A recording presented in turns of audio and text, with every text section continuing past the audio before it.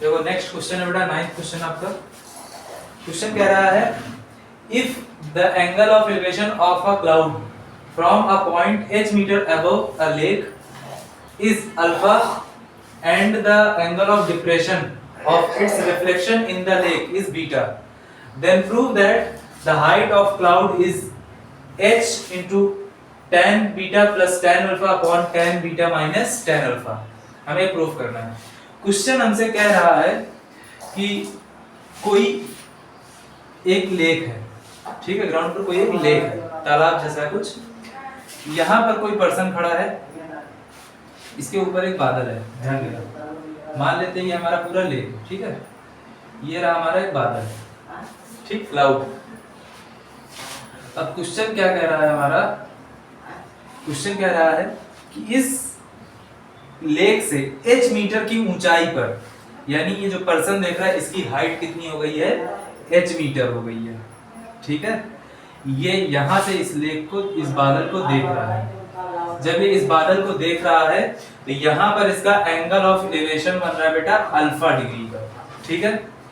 अब इसी लेक में इस बादल की इमेज बन रही, जो कि आपको पता है रिफ्लेक्शन ऑफ लाइट आप पढ़ चुके हो। जब कोई प्लेन मिरर होता है, इसके सामने जितनी दूर पर ऑब्जेक्ट रखी होती है, इसके पीछे बिल्कुल उतनी ही देर पर, उतनी ही दूरी पर इसकी इमेज बनती है। अगर ये x मीटर दूरी पर है, इधर भी x मीटर की दूरी पर ही इमेज बनेगी। इतनी बात क्लियर है। इसी तरीके से हम लोगों का यहाँ पर जो हमारा लेक में इसकी इमेज बन रही होगी, तो अगर ये ऊंचाई हमारी इसकी y मीटर की है, तो ये लेक के अंदर जो इसकी इमेज बनेगी ये भी y मीटर गहराई में ही इसकी इमेज हमको रिफ्लेक्शन दिखाई पड़ेगा, ठीक है।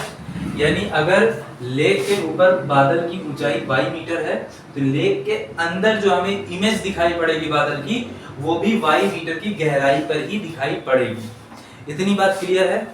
क्वेश्चन कह रहा है लेक से h मीटर की ऊंचाई से कोई पर्सन एक बादल को देख रहा है, तो एंगल ऑफ एलिवेशन बन रहा है अल्फा, और यहीं से जब ये इसकी रिफ्लेक्टेड इमेज देख रहा है, तो ये आपका एंगल ऑफ डिप्रेशन बनता है बीटा डिग्री का।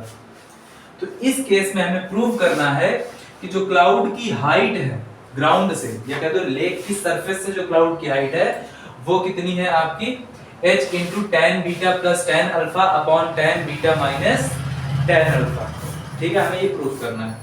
तो इसका नामकरण कर देते हैं। ग्राउंड पर जो पर्सन खड़ा है वो OA हाइट का है, ठीक है। लेक की जो सरफेस है, लेक का जो वाटर का सरफेस है, वो क्या है आपका B पॉइंट हो गया, क्लाउड C हो गया, इसका इमेज D पॉइंट हो गया। इसका नामकरण कर देंगे। अभी लेट कर लेते हैं solution. Let OB is equals to x metre. O से B तक की डिस्टेंस को हमने क्या लेट कर लिया है, x मीटर हमने लेट कर लिया, ठीक है। O से B तक की डिस्टेंस को x क्यों भाई लेट किया है, क्योंकि पर्सन जो यहाँ पर खड़ा है वो लेक से कितनी दूरी पर है, x मीटर पर है। कोई जरूरी नहीं लेक के पास ही खड़ा हो, ठीक, तो कुछ भी दूरी हो सकती है। तो हमने क्या कंसीडर कर लिया है, लेक और पर्सन या पॉइंट के बीच में डिस्टेंस कितनी है, x। तो इसको चाहे आप इस तरीके में लिख सकते हो, distance between lake and observation point dx मीटर। क्लियर है। Distance between lake and observation point of observation कर लो इसको, and point of observation dx मीटर। क्लियर। कोई दिक्कत है, कोई कंफ्यूजन है? तो ये दोनों के बीच की डिस्टेंस क्या हो गई, x मीटर डिस्टेंस हो गई भाई। अब देखो इसकी हाइट कितनी है, पॉइंट ऑफ ऑब्जर्वेशन, ठीक है। क्या कह रहा है, angle of elevation of a cloud from a point h metre above. Observation point और ग्राउंड के बीच की डिस्टेंस कितनी है, h मीटर। हाइट कितनी है इस पर्सन की, इस पर्सन की मान लेते हैं हाइट हमारी है h, ठीक है। तो यहाँ पर लिख लो OA is equals to h metre. अब भाई ये पॉइंट आ गया h मीटर, ठीक। तो इस ये इस ऑब्जर्वेशन पॉइंट और क्लाउड के बीच की डिस्टेंस को हम लोग लेट कर लेते हैं वाई मीटर। क्या लेट कर लेते हैं? Y metre. तो लेक से क्लाउड की हाइट कितनी हो जाएगी भाई? अब ध्यान देना भाई, लेक से ऑब्जर्वेशन पॉइंट के बीच की डिस्टेंस कितनी है? h metre. और ऑब्जर्वेशन पॉइंट और क्लाउड के बीच की डिस्टेंस हमने क्या लेट की है? y मीटर, है ना। Height of cloud from point of observation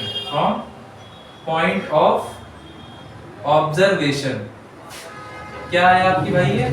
ये है y मीटर। ऑब्जर्वेशन पॉइंट कितना है आपका इसमें? ये y मीटर की ऊंचाई पर है। Clear? So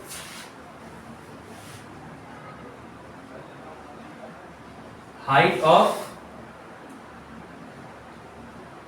cloud from lake is h plus y metre. इतनी बात क्लियर है? h प्लस वाई मीटर हो जाएगा।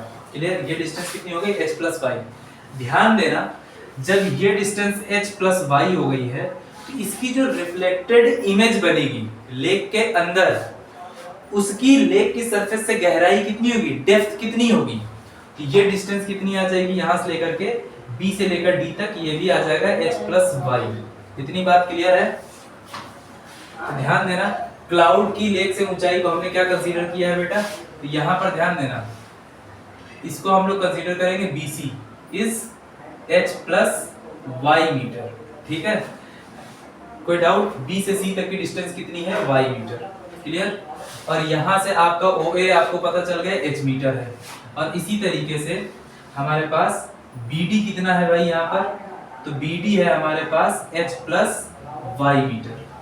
क्लियर है? कोई डाउट, कोई कंफ्यूजन है या नहीं? अब देखो, अगर आप चाहो तो यहाँ पर आप E पॉइंट भी कंसीडर कर सकते हो। ये पॉइंट आ गया आपका E। ठीक है? तो इसको आप y किसे कंसीडर किए हो? Height of cloud from point of observation. इसको लिख सकते हो आप CE या EC is equals to y metre. इतनी बात क्लियर है? कोई डाउट, कोई कंफ्यूजन? अब देखो, जो हमको कंसीडर करना था भाई हमने लेट कर लिया है, इसमें सारा डेटा हमने लेट करके रख लिया है। ठीक है? अब हम लोग के पास दो राइट एंगल ट्रायंगल बन गए। ठीक है? अब in triangle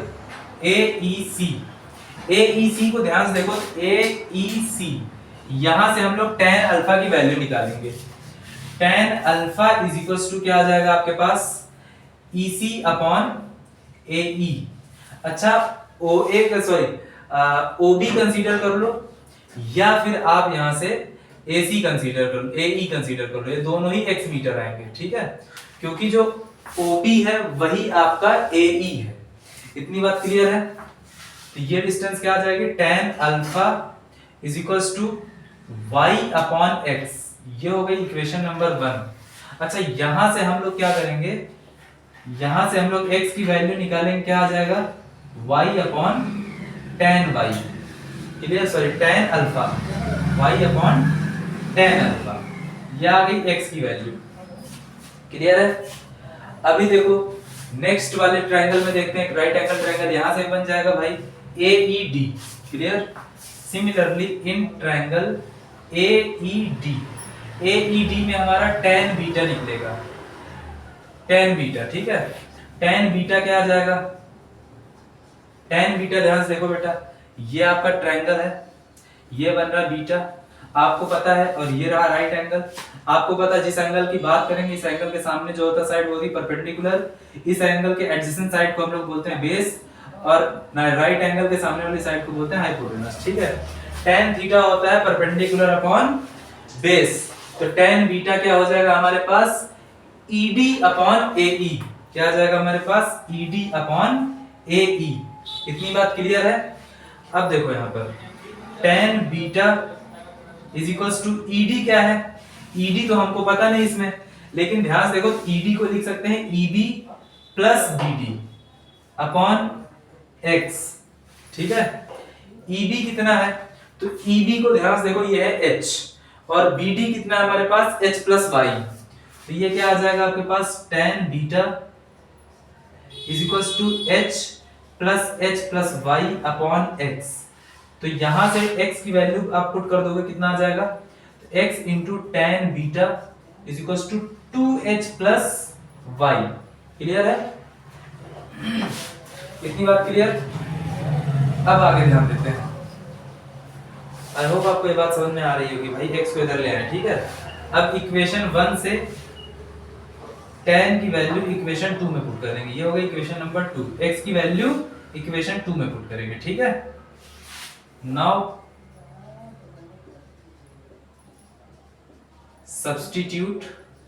substituting the value of x, कितना आ जाएगा, x की वैल्यू पुट कर दोगे तो y upon tan alpha into tan beta is equals to 2h plus y, ठीक है। इस पूरे टर्म को इधर लेके जाते हैं तो क्या बचेगा इधर हमारे पास, y को इधर ले आते हैं तो y tan beta upon tan alpha minus y is equals to 2h, ठीक। y कॉमन लेंगे तो क्या आ जाएगा भाई आपका, tan beta minus tan alpha upon tan alpha.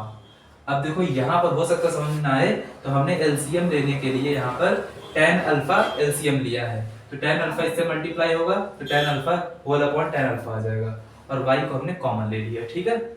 या अगर ऐसे दिक्कत हो रही तो आप इसी तरह समझ लो।